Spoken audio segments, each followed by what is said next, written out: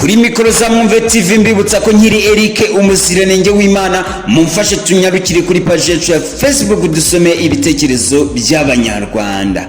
Iminota ituri bubi mumfashe dukwakwanya dukubita tubangura. Uyu bamwita Jean Claude Bizimana yanditse ati ese ko bavuga ko gutera akabariro ku buryo bukabije ngo ku bagabo bigira ingaruka bikaba byagusatiriza urupfu.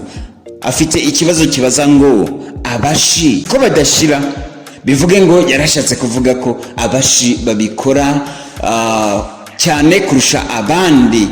Yanditse ati ese hari ikibazo gikomeye mfite, ati ziriya nkuru zivugwa kuri Nyambo Jessica, ati ndi kwibaza ngo ese uwatangaje biriya bintu, uwanditse biriya bintu cyangwa se uwavuze biriya bintu bwa mbere akabishyira kuri social media, n'umusore n'umugabo n'umugore n'umukobwa bimeze bite? Ati aramutse ari umusore, ati kandi wabona Nyambo amuhaye yakwakira. Gusa nawe ushobora guhita wibaza ati umukobwa umizi nka Nyambo Jessica gute yaguha ukakirebera isuba?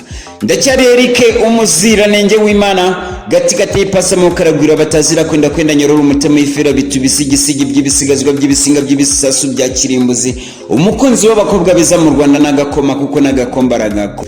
Iminota ituri bubi mumfashe dukwakwanye dukubite tubangura.